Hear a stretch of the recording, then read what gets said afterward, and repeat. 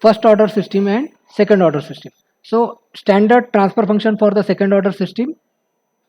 So standard transfer function for the second order system is omega n square upon s square plus 2 zeta omega ns plus omega n square, and sometimes we have this some constant k also. So here the omega n is the natural frequency, omega n we call it as the natural frequency, zeta is the damping factor, zeta is nothing but damping factor. Now depending on the value of zeta, we are having various cases, like if zeta is equal to 0, then in that case the system is called as undamped system, and the poles are on the imaginary axis. Here are the location of the poles. Now if the zeta is between 0 to 1, then we call it as the underdamped system. In this case the poles are complex and they are lying on the left half of imaginary axis. As you can see, this is the S plane, this is S plane, here is the real S, and on Y axis we have imaginary S. So poles are complex because these are some complex value. So this is for zeta is between 0 to 1. Now if your zeta is equal to 1, then in that case we call the system as critical damped system. We call the system as critical damped system. In this case the poles are present at the same point on the real axis. At the same point the poles are present on the real axis. Then if your zeta is greater than 1, then in that case we call the system as over damped system. If your zeta is greater than 1, we call the system as over damped system. Now in this case poles are on the real axis but they are separated by some distance. Now in each case what will be the response for a unit step input? If I am applying a unit step input, then I get the response. Response means output. On y-axis we have output, on x-axis we have time. So if your zeta is equal to 0, we get the sinusoidal oscillations, and we call the system as marginal stable. System is called as marginal stable. Now second case, if your zeta is between 0 to 1, the response, it is an underdamped system, the response is like this. We have the oscillations. Okay. Now next is when your zeta is equal to 1. So in that case the system is critical damped and the response is, we are having some faster response. We are having some faster response like this. This is the response of the system. And if the system is, if the value of damping factor is greater than 1, the system is over damped system, but the response is little bit slower response. Okay, now let's look at some of the numericals. From that numericals you have to identify the nature of the system, type of the system, and its response. Also you can find out the pole location. Suppose the closed loop transfer function, second order closed loop transfer function is like this: 64 upon s square plus 64. So if I compare with the standard, that is nothing but omega n square upon s square plus 2 zeta omega ns plus omega n square. If I am comparing, so what I can see that here s term is missing. That means zeta value is 0.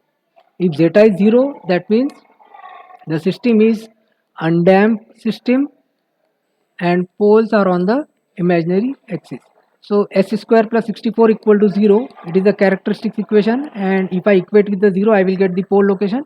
The poles comes out as plus minus 8j. So here is 8j and here is minus 8j. Now next example. Let us say, and in this example also natural frequency will be, I have to compare this constant term with omega n square. So omega n square equal to 64, omega n equal to 8. Natural frequency is always positive. So 8 radian per second. Unit is also important. 8 radian per second. So this is the damping factor. Let's look at one more example. Let us say the closed loop transfer function is CLTF equal to 5 upon s square plus 8s plus 16. So in this case, again I will compare with the standard transfer function, which is nothing but omega k omega n square upon s square plus 2 zeta omega ns plus omega n square. So if I compare, so constant term here, I will recommend that you always compare denominator. So omega n square is 16. Omega n square is 16, that means natural frequency is 4 radian per second. Now 2 zeta omega n is equal to 8s. 2 zeta omega n is equal to 8s. So ss cancel. Omega n is 4. Put the value of omega n as 4. So zeta comes out as 1. 2 into 4, 8. 8 cancel. So zeta equal to 1. So in this case, the system is nothing but critical damped system. The system is critical damped system. By solving the denominator, that is s square plus, by solving this s square plus 8s plus 16 equal to 0, you will get the pole values, and definitely the pole values will be same point. And also you can draw the response for critical damped system. What is the response? This is the response. We are having some slow response. There are no oscillations. Now let's look at one more example. Let us say the closed loop transfer function is s square. Closed loop transfer function is s square, sorry, not s square, it is some number. So let us say 12 upon s square plus 4s plus 64. So again I will compare denominator. So I will compare k omega n square upon s square plus 2 zeta omega ns plus omega n square. So by comparing omega n square, constant term is 64. So omega n equal to 8. Now 2 zeta omega n s equal to 4s. S cancel. Put the value of omega n as 8. So 2 into 8, 16. So 16 zeta equal to 4. Zeta equal to 0.25.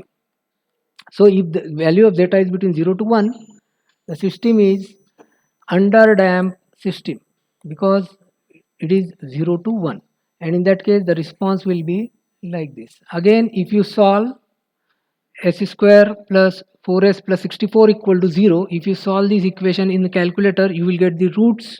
Roots are nothing but the pole location. Okay.